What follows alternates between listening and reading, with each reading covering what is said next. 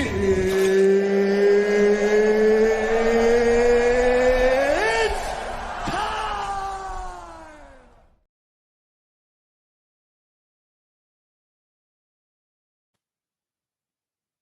everyone to the Sports Jedi Network. And today in this video, I am recapping this past weekend's UFC card for Miami, UFC 327, in where we had a legendary fight, a fight of the year contender, a fight that probably will win fight of the year, and what's considered by many, including myself, perhaps the greatest heavyweight fight in MMA history between Josh Hokett and Curtis Blades. We have retirement of Cub Swanson and end of an era, considering he's the last of the WEC fighters, and he's just retired, which kind of getting lost in what happened this past weekend, which should be talked about more.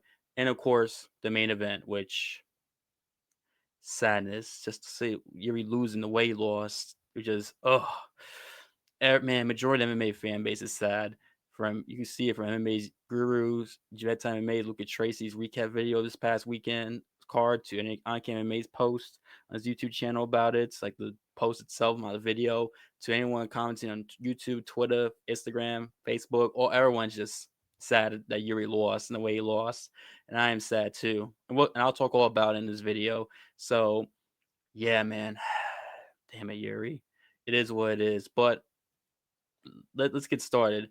I do want to mention real quickly the prelims. So Charles Radtke gets a victory over Francisco Prado. This dominated Prado and a point deduction for Prado after an eye poke in round 2 or 3. I think it was a second foul or second eye poke. And I'm glad these refs are finally going out there and freaking enforcing fouls, especially eye pokes. It seems like, especially at the wrap of Aspinall Zero Gone back in October, and that in that fight where Gone eye poked him, that dirty cheater Zero Gone. Oof. Hope her knocks him out. Can't stand Gone, but I'm glad at least here that refs did the right thing to the point way for Prado. Radtke wins, and Radtke's post fight interview, he said a certain word that got him in trouble that he called the Australian crowd at UFC 293. If you know, you know. You know the word. He said it here. So good performance by Charles Radtke, bounce back victory for him. I think he was coming off a loss, or maybe he was coming in on a win. I forget, but he wins. Congratulations, Charles Radtke. Let me go over to the next fight, which is Vitali Luque getting a Darce choke over Calvin Gastelum. Surprise! I thought Gastelum was going to win just because Luque, ever since that Jeff Neal fight, like what was it, 4 years ago or 3.5 years ago, has not looked the same. He had that brain injury after that knockout loss to Jeff Neal, and he just looks show his former self. You're always afraid that if he takes a punch, what can happen to him? Just fall and crumble. And plus, the injury was brutal that he got against Jeff Neal, and he fought against Calvin Gastelum. Going into this fight, looked all right. He won his last fight, he missed weight, but he still won his fight, and won round 3 against Joe Pyfer in the fight prior to that back in June, where he won round 3 against Pyfer. So you thought Calvin was more was still was had the advantage, but he didn't. He got submitted and looked very bad against Vincent Luque. Luque got the Darce choke, and good victory for him as he gets a bounce back victory, I believe. I think he lost his last fight prior to this. So I mean, is Luque going to run? Probably not. But at least Luque is gonna at least Luque gets a victory. We can enjoy that. Good job on him getting submission victory. Darce choke too, which he's known for as well. And the next fight was Chris Padilla against Medeiros, which I did not see. I know it was a draw. It was originally ruled for Padilla, but they changed it to a draw because I think the judge changed his mind or they read the scorecard wrong. I forget. I know him and his team, Padilla's team is trying to file to change the result, but we'll see. I didn't watch enough to know what happened. Unfortunately, I was kind of focused on getting the stream ready, so my apologies there to you guys. I can't really talk too much about that. Then we got Tatiana Suarez getting a submission victor, Lupita Godinez in round 2. This is a fight where Godinez looked like she took down Suarez. She reversed position, and took Suarez down, had her on knees, but Suarez got out there immediately and just was the better wrestler. Which I'm not surprised Suarez won because Suarez has fought better competition than Godinez, and it's tends to be more consistent than Godinez. Godinez can be very hit and miss, and Suarez has always been good at wrestling, usually wrestling to victory.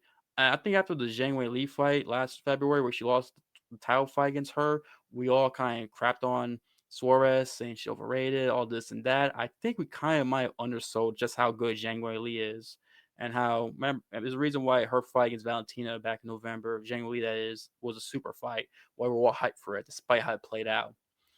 And Zhang Weili just that damn good, and I think we might have undersold her how good she is because Suarez has won back-to-back fights since that loss, and look, and this is Suarez's best performance in a little bit, so gotta give Suarez credit for going for the submission, actually looking very good in this fight. And plus, she could fight for the title next. So think about it. Mackenzie Dern's champion. We don't know when Zhang Li is going to return. Whether or not she's going to return at 115 or stay at 125, we do not know.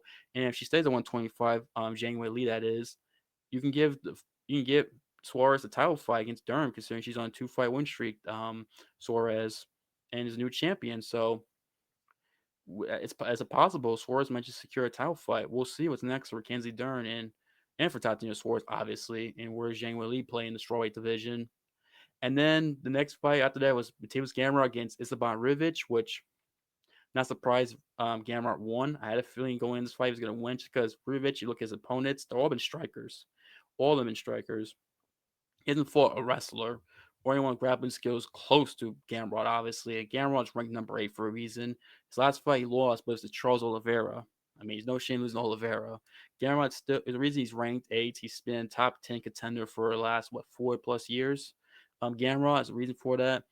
He took Rivic down and just held him down. Round 1, he held him down and had him in side control. One point, he was going for a crucifix and my guy briefly. And then round 2, Rivic made a mistake of overextending himself with strikes, made it easier for Gamrot to take him down. From there, he was able to switch positions and hunt for submissions and get a freaking arm triangle, which he got which give him credit, Gamrot, for going for it and be able to finish it. And look, and ref was checking for Rivic's arm to see he was out, but he wasn't out. And at one point, like he waved off the ref, like no, no, no, I'm fine. And then like 5 seconds later, or even less, he just taps like immediately, and that was kind of like a weird sequence to see from Rivovic. But it was a good victory for Gamrot. Gamrot's last 2 victories, he has stopped unranked guys who had a name hype going into their fights. He stopped them completely. Ludwig Klein, who has bounced back with victory since, despite getting an injury there. And then, of course, Rivovic. So Gamrot's next fight should definitely be someone ranked. Definitely. And he's top 10 for a reason. Gamrot proved it. And Gamrot had some decent success in the striking as well. I give him credit. But obviously the wrestling's where he dominated and won. And then the next fight was Randy Brown fighting Kevin Holland. Kevin Holland won this fight at the unanimous decision. I think 30-27. I mean, Randy Brown won this. I mean, Kevin Holland, excuse me, not Randy Brown. Kevin Holland won this fight via, using kicks, especially leg kicks. It was Randy Brown has, for some reason, never really checked, never done a good job checking or countering at all throughout his whole career. And Randy Brown got couldn't do anything couldn't do anything because of Kevin Holland's success there, and he's able to pick apart Randy Brown, Kevin Holland, and really look good. I think at one point he went for a submission. He took him. I think there was. Cause maybe I'm misremembering this part.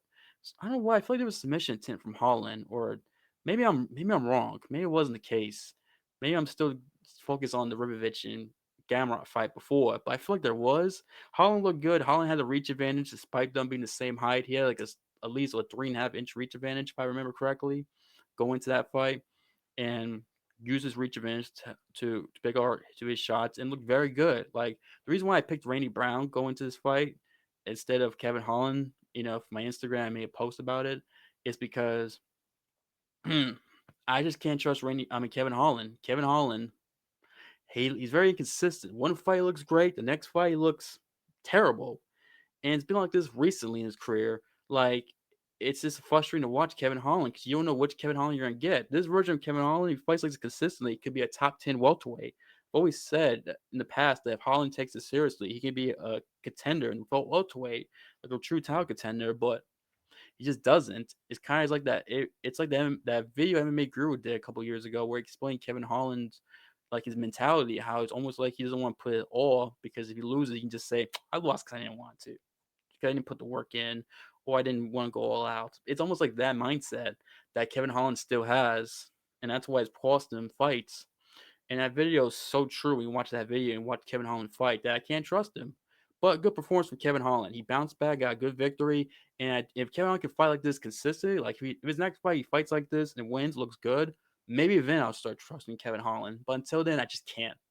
And that's it. That's a maybe if he fights like this again and wins his next fight. But we'll see. It won't be too long before we see Kevin Holland fight. So he likes to stay active. So only surprised he fights in the summer. Anyway, next fight is the featherweight fight. The main event, the prelims, as Aaron Pico gets an impressive victory over Patricio Pitbull. Man, Pico, one thing about Pico, despite his flaws, like his chin, which is very bad. I mean, he's been knocked out in all but one loss. The only other loss he had was a freaking a shoulder injury. I forget who he was. I think it was. I forget who it was, but he had like a bad shoulder injury, and the fight he was winning too. Well, actually, not. Hang on. I think he may have a submission loss. I think he got dropped and got submitted in one of his other losses, but he's very chinny. That's one thing about Pico that's been his weakness is his chin. Very chinny and lack of head movement. And and sometimes he likes to fight wild. This fight, he didn't fight. He didn't fight wild at all. He stayed calm, composed. Even when Pitbull hit him some shots, he still stayed calm, composed. Took some shots from Pitbull. Pitbull is very powerful. He's definitely got power in his hands. One thing when you're older, the last thing goes power, and Pitbull still has it despite being old. And he caught Pico with like a good right straight with like a minute to go around one or 2 minutes to go around one. I forget. It was somewhere around that time. And Pico's face was like nose was very red.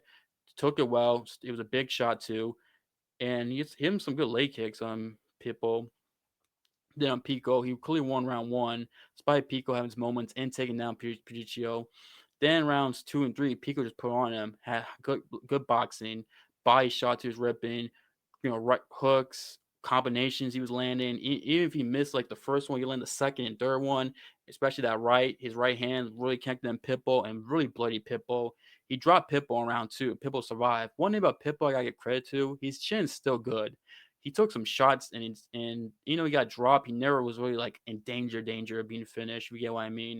He able to survive and make it through the third round and finish that fight. And he took a beating too. Pitbull's tough. Like I got him credit. I always wondered if his chin was still there after that fight in bantamweight and Rising back in December 2023 when he got knocked out. But he still has a good chin. In the Yair fight showed it, and this fight showed it. And Pico, I mean, if he fought other guys and the other guys these shots, he probably would finish them.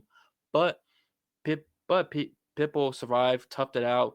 Pico also was able to mix the wrestling well. One thing I heard Pico is that his hand speed's always been there. He has good combinations when he fights very smart and is good at mixing his wrestling and good during body shots too. And then here he landed like 5 takedowns out of like 11 or 12, maybe 6. I could be wrong, but I think how his takedown attempts he got. And it was, even though he didn't hold Pitbull down too long, he still was able to mix the wrestling, get Pitbull thinking about the wrestling. It was a very impressive performance by Aaron Pico, mixing it up and looking very good. Like Pico is very like his striking is very good. He's definitely got good hand speed. I mean, this is a guy who trained with Freddie Roach at one point. Pico, and if Pico just can have good head movement, avoid getting hit with big shots, he's a guy who could be a contender at featherweight. But the thing is that chin. There's a lot of guys hit hard at featherweight that worries you if you're an Aaron Pico fan. But we'll see what's next for him. I mean, good performance. He's definitely gonna be ranked after this fight. Good job, Aaron Pico. I gotta give him a shout out. Looked very good. And before I talk about the main card, let me get a quick word from one of our sponsors real quick. Let me do Blackout Coffee. They sponsor the channel. Let me shout them out real quick, and we'll go from there.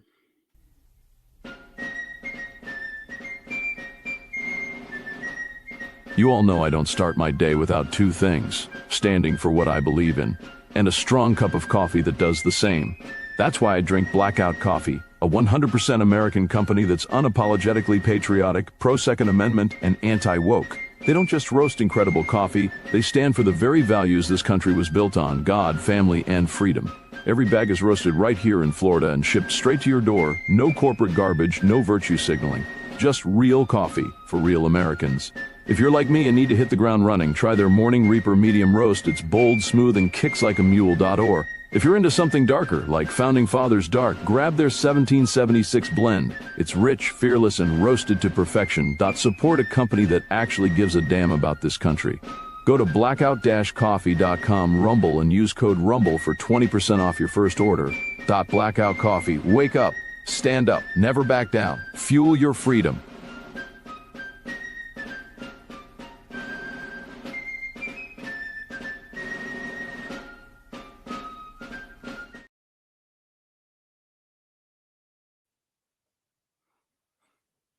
Shout out Blackout Coffee. We appreciate them. Anyway, definitely good coffee. Check it out. And American made for a good support. Good support. Coffee brands made in the United States. Anyway, let's transition to the main card. Cub Swanson take on Nate Landwehr. Cub Swanson gets a beautiful knockout victory in his final fight, his retirement fight. And I thought Cub was gonna win just because Cub in his recent fights has looked good. I mean, he's 3-2 going to this fight in his fights, and even one was a split decision loss to Andre Fili, who I think well, I said in the prelims, Andre Fili's probably better than some of the guys Landwehr's fought and beating his career. And Landwehr's coming off like back to back KO losses. And every time he gets hit, he gets hit and gets wobbled easily. This is a guy who's taking a lot of damage, Nate Landwehr, fighting Russia in the UFC. And Swanson is fast. I mean, his hands, he looks way faster than Nate Landwehr. And he's like, I think 6 years older than Landwehr, too, or like 4 years older than him, somewhere around that category. I forget how much older he is, but he went out there and freaking he went out there and freaking put a beat on Landwehr, rocked him several times, and dropped him like twice. And then the second time was overhand right that just caught him perfectly.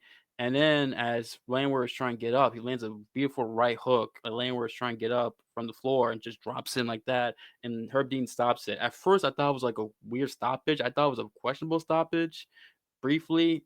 And then you see Landwehr like trying to wrestle Herb Dean falling to his knees. So you realize, oh, he's hurt badly. Then you see the replay, what happened. The overhand right drops him, and then freaking the right hook by follow up shot by Cub just drops Landwehr badly, and Landwehr's done and finished. And that was impressive by Cub Swanson. He went on top, retired in front of his wife and kids, and perfect time to call it quits because it'd be easy for someone like him to go, you know what, I'm still got it, man. I should continue. It's better. It's great that he went out on top. Like I don't think he's ever gonna top what he did, fighting from his family and fighting, pay per view, main card of a number event, former pay per view, and getting that video package, which I'm glad he got because one thing we can people have criticized the UFC for. One of the things they've been criticizing them is like they've been giving some of these fighters who don't deserve video packages like Anthony Smith and freaking Michael Chiesa. And I agree, those guys don't deserve it.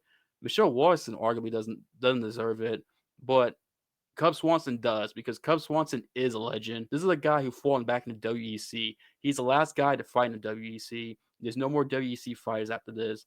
And the WEC, there definitely needs a documentary being made about them, about that organization. Because without that organization, you don't get flyweight, you don't get featherweight, you don't get bantamweight.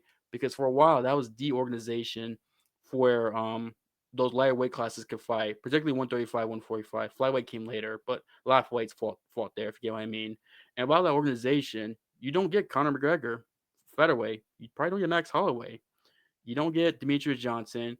You don't get later on Peorion and guys like that, and Murad Evershelli and Volkanovski and Holloway. You don't get those guys without WEC. And guys like Dominic Cruz, Uriah Faber, Cub Swanson, Jose Aldo, Korean Zombie, Poirier fought there. I mean, I know there's a lightweight division. Some of those guys featherweight went to lightweight, but still, these guys had success at featherweight before becoming lightweights. So a lot of these great fighters and great moments we wouldn't have if it weren't for the WEC. And Cub Swanson's the last of the Mohicans. He fought in WEC. He was a guy who's who. He fought Jose Aldo. He fought Frankie Edgar. He fought Max Holloway. He fought Dustin Poirier. He fought Korean Zombie. He fought Charles Oliveira, another guy who probably wouldn't. The other guy we probably wouldn't work for WEC. Would have never gone freaking Oliveira. Some of these guys I mentioned didn't find WEC, but still, they it was because of WEC the UFC brought those weight classes into the UFC. Cub Swanson fought those guys I mentioned, fought Jeremy Stevens, and fought a lot of these guys. The who's who. Like there's probably some other guys I'm forgetting he fought. He fought these guys. He beat these guys. He beat Poirier. He beat Oliveira. He beat Jeremy Stevens. He's fought a bunch of killers. He does not back down for anyone. He fought a bunch of great fighters in featherweight. This guy had great highlight reel, great knockouts, great highlights. That fight with Duho Choi back in 2016 December was an excellent fight, great fight. And it weren't for the Robbie Lawler Carlos Condit fight and McGregor DS2, that probably might have been fight of the year potentially.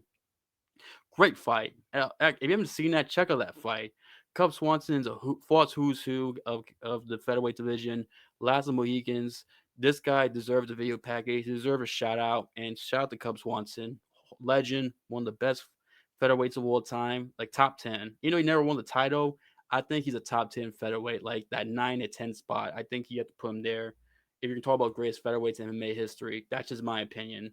I want to give Cub Swanson his flowers because a lot happened in this card that it's kind of getting overshadowed. His performance and what he did at Cub Swanson. I want to give him his flowers because he deserves it. Because this guy, let's say, he fought Poirier, fought Holloway, fought Frankie Edgar, fought Charles Oliveira, fought Jose Aldo, fought Jeremy Stevens, fought Korean Zombie. I believe he fought Korean Zombie, if my memory serves me correctly. Fought a bunch of names, killers. I'm probably forgetting. I'm like, oh yeah, he fought that guy too. I know there's some I'm forgetting, but he's fought these guys. He fought these guys and and somebody beat, somebody lost, but he just never backed down. And he fought with Carl Lamas, I'm pretty sure too, another like featherweight contender that was a beast back in the day. And this Cub Swanson is pretty. Oh, fought Chad Mendes too. Cub Swanson in WEC. So yeah, Cub Swanson, shout out to you. Great career, great knockouts, great performances. Nate Landwehr too. Just being faster than him, dropping him with the hands. I mean, it was impressive, man. I gotta give Cub Swanson his flowers.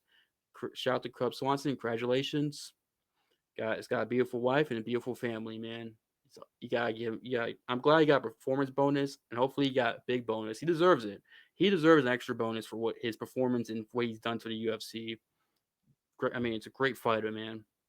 Good, guys, shout out to him. Let me transition from that to Johnny Walker and Dominic Reyes. Reyes and Walker, that fight sucked. It was not a good fight.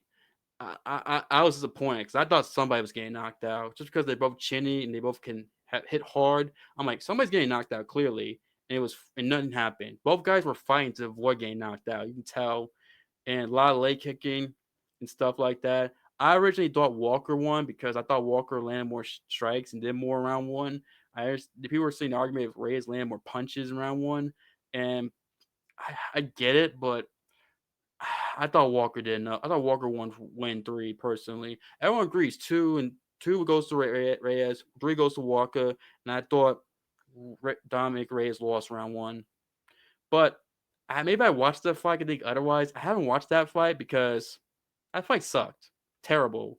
Like, oh, I don't want to watch that fight. Do I really want to watch that fight? It sucked.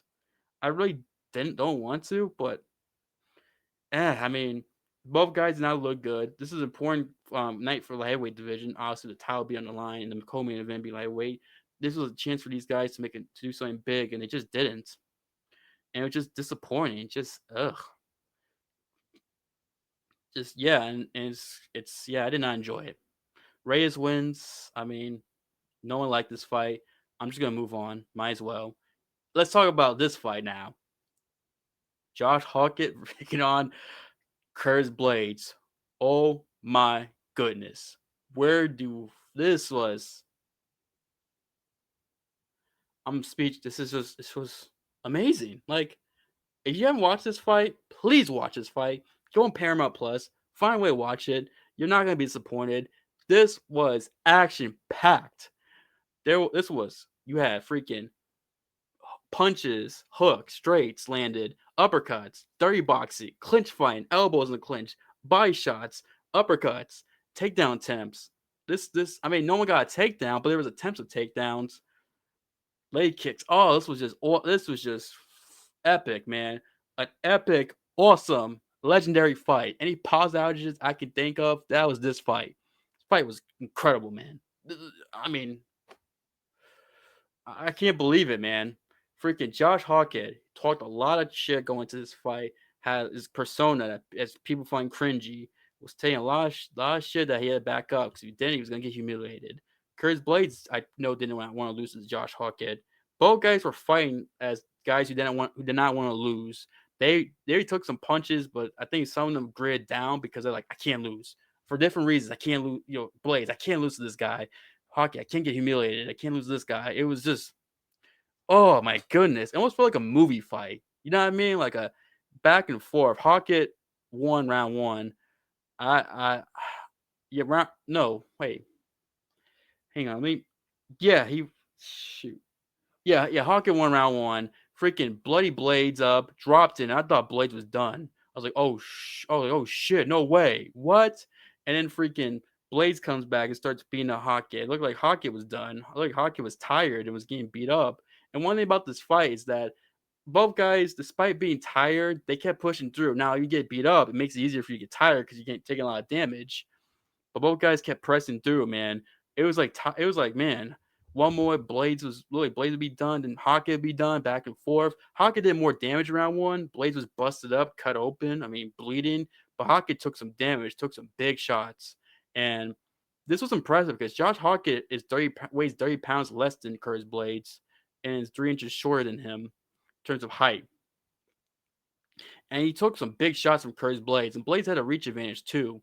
I thought Blades was going to win because of that reach advantage and experience, but Hawkett's speed, man. Hawkett has good speed for heavyweights, and and I think that played a big part where Hawkett's able to land a couple of shots before Blades can get to him, and that definitely helped him out big time going into this fight. That I mentioned, the speed and all that, and freaking Hockey did, man. This was good. Great fight. Blades is able to win round two. Landing more shots than Hockett. A lot of dirty boxing, elbows in the clinch. Both guys landed, especially Blades in round two. Body shots, and it looked like one. There were times where it looked like Hockett was looking at the clock in the arena. Both guys were at times, especially Hockett towards the end of the round. But Hockett grid down, pushed through. Round three, pushed through. He's able to hurt Blades again. Blades hurt him again with punches in the head, clinch elbows, overhand, especially Hawkins overhand and straight rights, freaking hurt Blades and had the speed advantage. And both guys were able to push through and finish that fight despite the damage they took. And I have the stat right here. Let me pull the stat because I saved this here. I want you guys to see the. I mean, look at these for heavyweight. These are heavyweights throwing this. We expect this from bantamweights and flyweights, not heavyweights in a 3-round fight. Let me look at these numbers. Hopefully, you guys are able to see them, which you should be able to see them. I mean, look at the percentage these guys landed and the strikes overall. I mean, it says Blades got 2 takedowns. What? Or 2 for 7? I don't recall Hockey getting taken down. Like, but Blades missed a lot of them takedowns. This is how? I just rewatched the fight last night before recording. I don't recall takedowns. Blade landed on Hockett. Looks like it says 2. Like, no, that can't be right.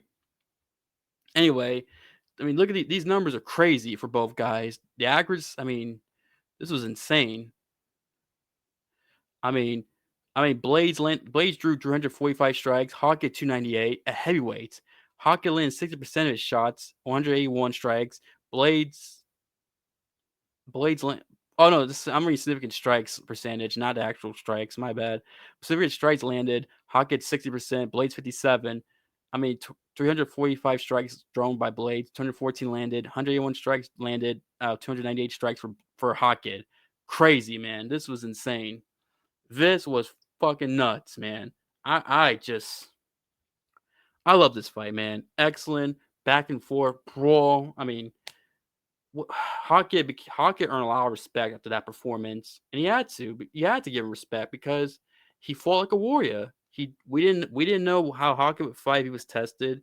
He survived, and against Blades, a guy who's been a top 5 contender in the heavyweight division since 2018 at least. He freaking won too, and I think Hockett deserved to win. I rewatched that fight. I gave it to Hockett. I think he did enough to win. And, at the time, I wouldn't mind Blades would have won, but rewatching it, I think Hockett did enough to win. And he beats the number 5 guy, Hockett. He's probably ranked in the top 5 for sure. That performance, I mean, that's insanely impressive. Even if you don't like the shtick Hockett does, you gotta give him respect. This man went out there and fucking went to war and survived and against a tough opponent and freaking did a great job, excellent job, and freaking won and became a bigger name and gained a lot of respect from people after that performance. And then look at this picture of both guys. You can see here their faces and everything. I mean, these guys went to war, were beat up. Both guys went to the hospital. Obviously, got to check out. They take a sip of water here, and yeah, man, they were in a fight. I mean, both guys. And the crazy thing about this is this. So after the fight, Dana White announces online that Josh Hawkins is going to be on the White House card in 2 months to take on Derek Lewis. That White House card gets another fight, and that's just and Blades, and now it's Hawkins and Lewis. Hawkins, after a fight a year war, is going to turn around and fight Derek Lewis 2 months, no, 2 weeks, 2 months from now. That's crazy, man. That's insane. Like the White House card definitely got a lot better after that with that fight announcement, but it's 50-50. That's what I'm gonna say that because if this fight was taking place in September, October, or later, I think Hawkins would beat Lewis easily. I would pick him. I think I'd be very comfortable. But it's 2 months after a war against the heaviest hitter in UFC history, the most knockouts ever, Derek Lewis. You're afraid that man, I'll take this one shot from Lewis, and damn, Hawkins gets knocked out. Out of all that damage and that recovery in time, it's 50-50 for me going to this fight going in the White House card. But I'll talk more about that in another video.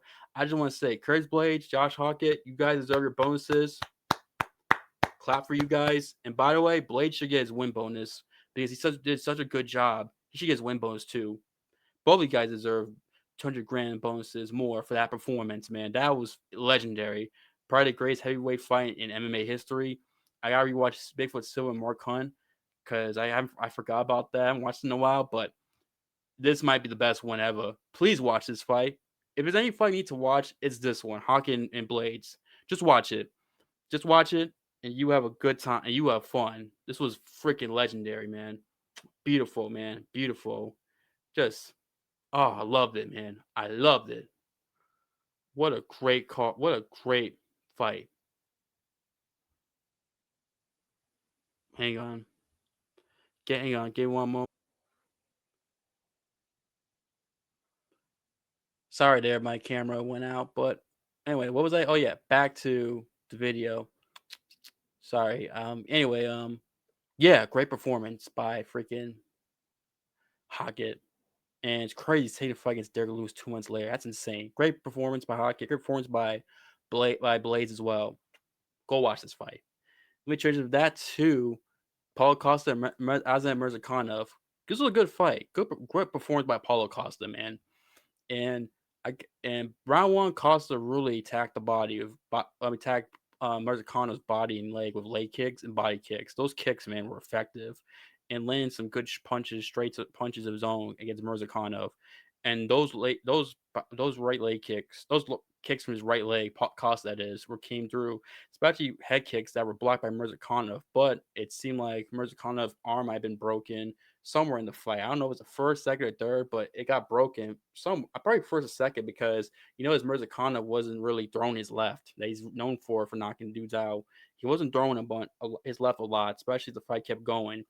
Costa did a very good job. He even stunned. Even I think he dropped Mirzakhanov in round one, or like stunned him badly with straight like the minute mark of round, like a minute to go in round one. Paulo Costa clearly won round one. Looked very good. Looked faster than Mirzakhanov. And then Mirzakhanov's that he's this very shorter light heavyweight, and he's got like a lot of belly fat, and he really attacked that body. Costa punches the stomach too, and kicks the stomach, leg kicks, and high kicks, and everything. It was a very good performance by Paulo Costa. He looked very good in that fight. He really did, and I liked what I saw in him. I got in terms of like his performance. I liked what I saw. Round two, he had success, but Mirzakhanov started having success. He started attacking the body of Paulo Costa more, pushing him back, attacking the body more, landing some good punches of his own from straights and stuff on Paulo Costa from the right hand. And at one point, he even had he did like a judo throw, like a judo flip, or then a clinch, and he basically just flipped him over, Mirzakhanov, and then took him down with a judo trip, which were very impressive. I was impressed by that, especially he taking some damage was and kicked the body definitely slows you down. He was able to pull it off against Costa, and it looked like Costa was starting to fatigue a little bit towards the end of the second round. Look, the tide of the fight was definitely turned. It looked like it was turned to Mirzakhanov because of those takedowns from Mirzakhanov's judo type throws and takedowns, and some of the body punches he landed on Paulo, and some of the punches he threw. A lot of rights though. Wasn't a lot of lefts, as I mentioned, because his left arm was injured, but he still landed some good punches on Paulo. It definitely was impressive. Good round two for Mirzakhanov. Round D, Paulo hurts Mirzakhanov with punch right straight, and head kick. He hits one head kick that was partially blocked, but it was that arm that he hadn't thrown Mirza his left arm, you know and then like he hurts Mirza with his right straight, then throws a head kick that partially blocked but hits like this side of his head, like behind the ear, and Mirza just falls, and it kind of looked like he just gave up, like he was hurt badly, he was injured, and just the way it fell, it was almost I don't know, it was like a delay reaction. He just gave up, or it looked like it's weird for me to say because I've never been hit with a kick like that, but you know what I mean? Like it looked like he just said, "Ah, I can't win. I'm done." That's what it looked like, and maybe I'm wrong for that. I know other people said that when they're talking about the fight. Maybe I'm dead wrong for saying that, but it partially landed the head kick. But it might have been the right spot, and Mirza just fell, and the ref stopped it after Paulo Costa him with that head kick. And Paulo Costa beats Mirza. He's the first guy to beat Mirza. Mirza was undefeated, 16-0 heading into this fight, and I personally thought Mirza was going to win because of like having power light heavyweights, but he used to find guys Paulo's size and bigger and knocking them out and doing well. But I was wrong. Paulo Costa had the speed advantage, the Lariat skill, and just looked so good against Mirza, and definitely like body kicks, leg kicks, and head kicks did great for Paulo. Landed some good rights and good straight punches as well. And the weird thing about Paulo Costa, despite his build, you would think you have more power in his punches, but he just doesn't. Instead, he has it's probably his power and like a lot of the shots he finishes guys with or that hurts guys are from kicks, not his punches. And it's very odd. You would think his punches have power considering look at his physique, but it's not the case. I mean, a lot of guys get wobbled by his kicks, especially head kicks, unless you're Yoel Romero, which he's the only guy that didn't get wobbled. Even Whitaker, Costa lost that fight. Whitaker was like dropped and like, oh, not dropped, but he was like, whoa, like that after he hit that spinning wheel kick by Costa at the end of round one of their fight. But Costa, man, freaking his kicks are a lot of kicks do a lot of damage. He used them here, did a good job against Mirzakhanov, being the first guy to beat him. That head kick really did those punches, shots to the body really tired Mirzakhanov out, and he put a beat on Mirzakhanov, beat him up badly, and give him credit for winning that fight in with like over a minute into the third round because like I said, I thought the tie was turning to Mirza Khan's favor after that round two. Mirza Khan looked very good, made adjustments, and like Paul was starting to get a little tired himself, but he just pulled through and looked and had like a bounce to the step and being around three, he was able to put away Mirza Khanov. Great performance. Paul said he might go to 185 is a big name for him, but at this point, I think he should stay at 205 because I think Paulo Costa could actually make a run for a championship fight. Not saying he's going to win it, but he could, considering the landscape of the heavyweight division, especially what happened in the main event, which I'm going to talk briefly soon. I'm about to talk about it soon. In a quick, I'm going to talk about it in a moment. That's what I'm trying to say. But Costa, man, I mean, the only, I can't see him going at 185 because there's a lot of guys ahead of him who deserves a title fight. Now he said he wants a big name, so who knows? Maybe they offer him DDP or Amavov, if he might take it. If those guys are willing to fight him 185, but I just don't see him staying 185. I think he should stay at 205 and like try, especially since he might have advantage skill wise against some of these light heavyweights. Come up from 185 potentially. I mean, we'll see. This was a great performance by Paulo Costa. Excellent. He didn't get a performance bonus, but this is probably his best performance he had since probably since the Romero fight. Ironically enough, the best performance he had since the Romero victory, like on the title fight against Izzy. Because one thing of Apollo is that it seemed like 2020 on like 20 like for 20 from like 2019 onward, he just fights once a year. Exception in 2024, he fought twice that year. And it's always been frustrating with Apollo because he's an entertaining fighter, but he's just not active enough. And at one point, people were against him, but he's won people back with his recent performances and his personality. So yeah, man. Hopefully, we see Paulo again this year. I would love to see him fight one more time, especially since he didn't take a crazy amount of damage. I mean, why not see him back again in the fall? I mean, why not? Especially, I hopefully we get him fight before the end of the year. Paulo Costa. I do want to see him fight again. I think we all would. It'd be great for us. But this was a good performance. Back to back victories for Paulo Costa. Like I said, his best performance since the Romero fight back in 2019. But yeah, good job, Paulo Costa. And now Main event.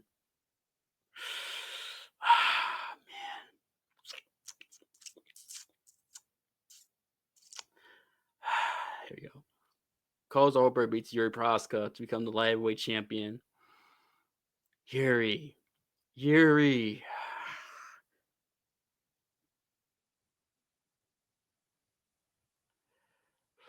Fuck. Yuri. Fuck, man. Why?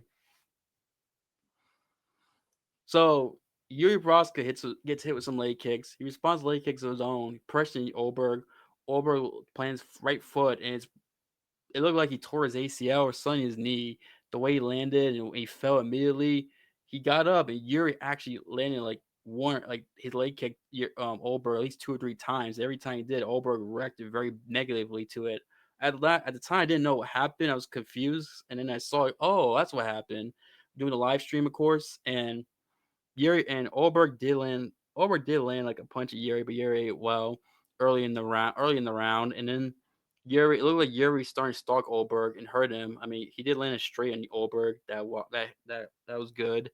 That landed on Oberg. Yuri, that is, that landed the straight, and then it seemed, and then like it's like Yuri knew about the leg injury. He was like, "Come on, right here, come on," like almost like the Holloway pointing down, like, "Come on," like that. He was doing that, and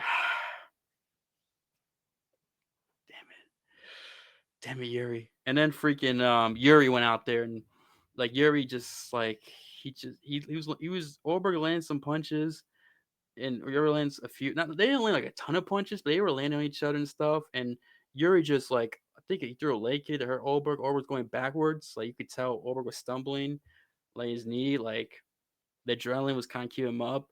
And Yuri just rushed in, like went in, and Yuri has a bad tendency of leaving his right hand down, not like this. Always leaves it down. Ulberg caught with the perfect lead-in left hook, like Pereira, ironically enough, dropping Yuri, and Yuri hits a ground and pound, tried to roll around, but made it easier. Ulberg hit that final shot of ground and pound and knocked out Yuri, and Yuri gets finished. And Carlos Ulberg is your new light heavyweight champion, and Ulberg's the third fighter, by the way, for City Kickboxing to win a title in Miami. Because Israel Adesanya won the middleweight title back in 2023 against Alex Pereira. We knocked him out. Last year, Volkanovski beat Diego Lopez to win the featherweight title back in Miami last year in UFC 314. And then this year, Carlos Ulberg knocks out Yuri Proska to win the lightweight title. City Kickboxing, whenever they may have been a Miami card for a title, they tend to win. I just noticed that trend for City Kickboxing. But man, Carlos Ulberg, I give him credit. He gritted down and fought despite that injury, and I know it must have been painful. I can imagine the pains in, despite the adrenaline that had to hurt. Standing one leg, and every time you get leg kick, your other leg, you freaking act wobbly, and you're on your legs. You can't plant your foot and stuff, so that has to hurt. Then you have freaking and then like you have Yuri Prohaska, who's a dangerous striker, where he hits you a good shot, he can finish you, knock you out, and fuck you up. And for him to grit down, I gotta give him some props there. But Yuri, so I do want to give Ulberg credit there. I do want to do that. Let me start there. Ulberg showed toughness, came through, was able to win, landed the perfect left hook. Yuri, unfortunately, bad defense, which has been a problem of his. Despite the improved head movement he showed in the Jamal Hill fight, he still had bad head movement, and it made it easier for him to get knocked out by a left hook. And what a sad way for your Nebraska to lose the fight.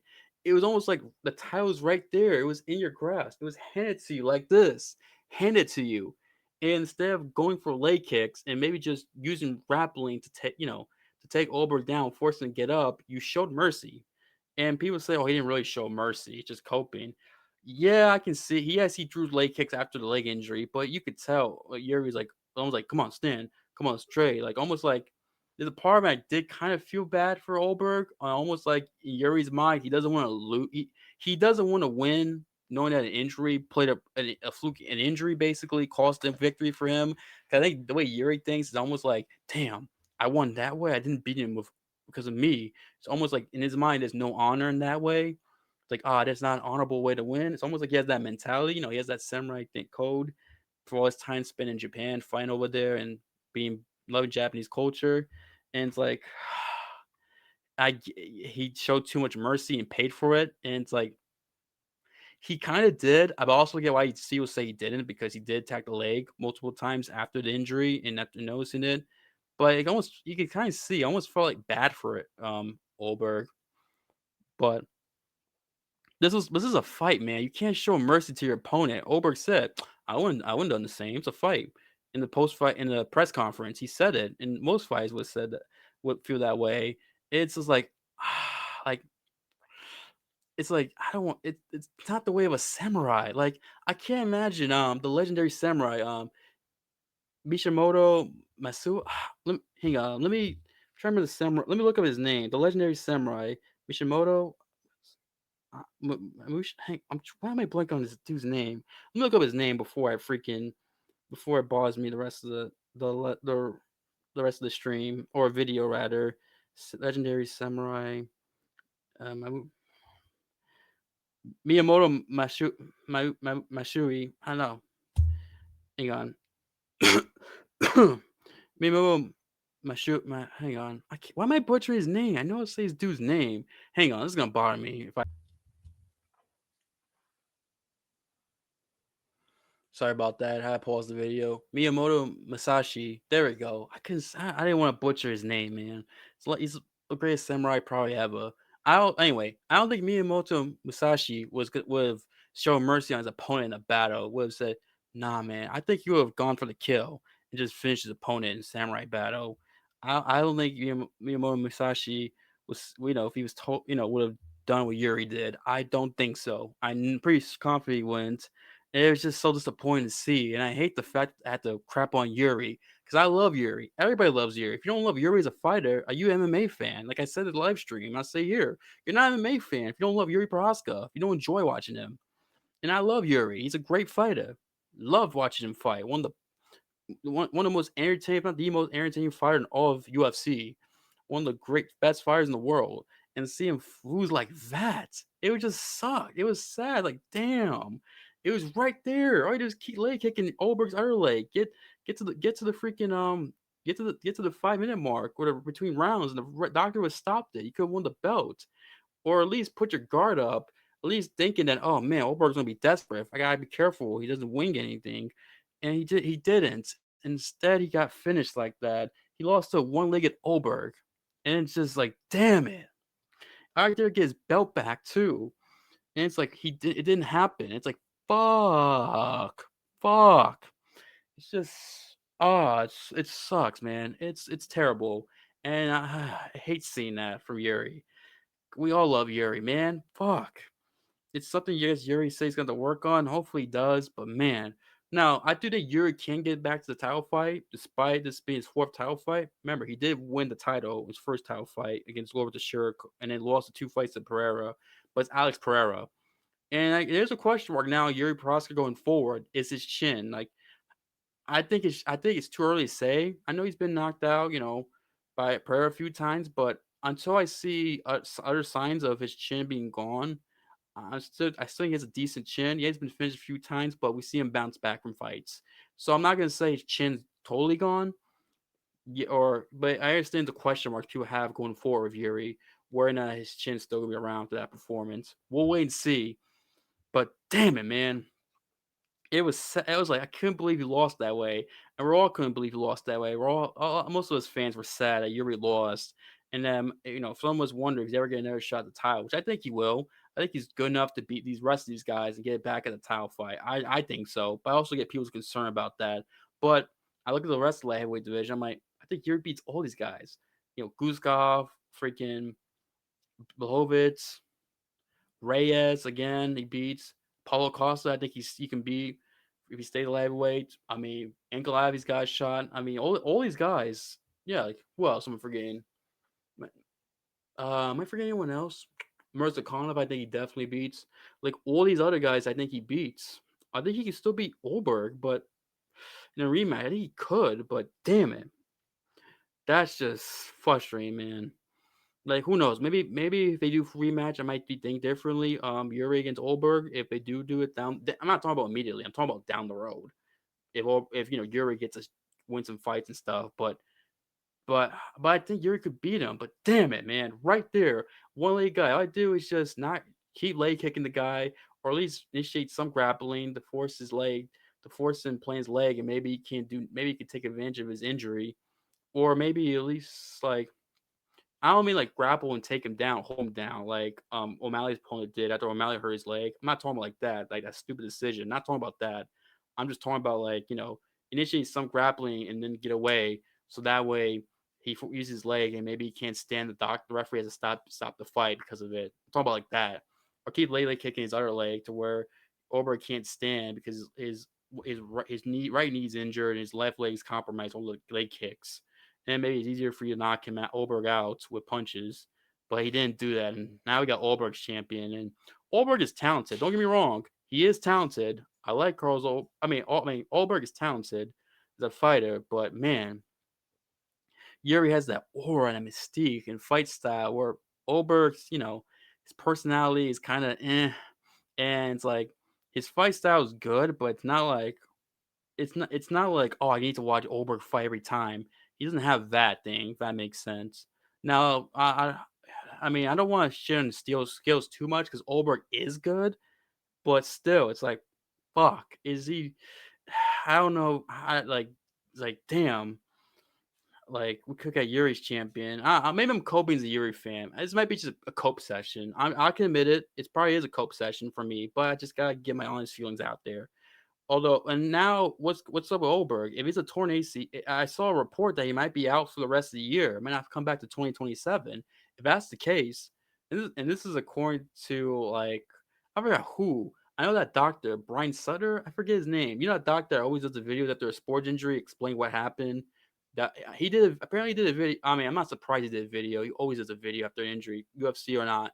Brian Sutter about I think that's his name with about the your Oberg injury. I think it was him or someone else said that Oberg probably is going to be out till 2027. If that's the case, way too light heavyweight division. Like we have a champion who might be gone for the rest of the year. You have, that whole division is in a mess right now because Ankalaev's ranked number one, but he's coming off a loss to Pereira back in October. Yuri just lost. Murzakanov just lost. Unfortunately, Jan Blachowicz has got a draw again, another draw this time against Guskov. So those two are out of the picture. Reyes got a victory, yes, in the top 10, but it was a bad performance against freaking Johnny Walker. Uzdemir is in top 10, I believe, but I don't know what's up. But you can't justify putting him in a title fight or a title eliminator. You can't. And Murzakonov's coming off a loss. So what do you do next? Like that's the tricky part of the heavyweight division. Like what is next for the heavyweights? That is a question we all want to know. Like, that's a question that we all want to know, and we're all gonna have to wait and see because if Wahlberg can't fight for the rest of the year, do you do an interim title fight in the meantime? The winner fights Olberg. Do you do that?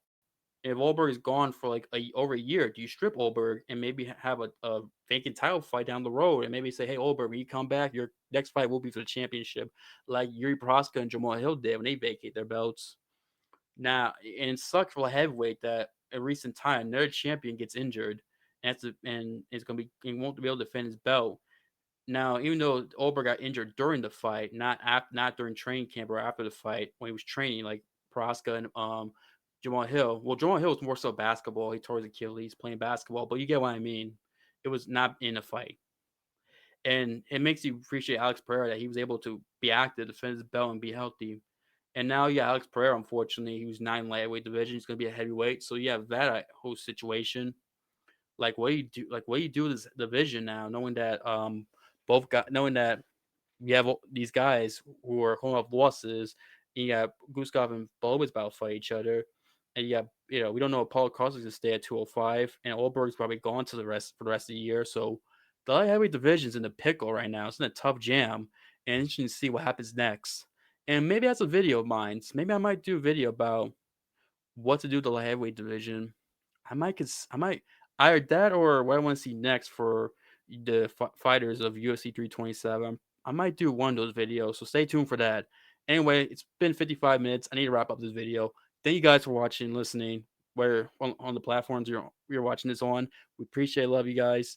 Don't forget to give this video a thumbs up, comment. Let me know what you guys think of this card overall. What fight was your favorite? Who you want to see you guys fight next? Thoughts on Yuri's performance and what he didn't do right, or Reyes. Thoughts on like the Reyes fight if you want to talk about it, which I don't know why I brought him up. Terrible fight.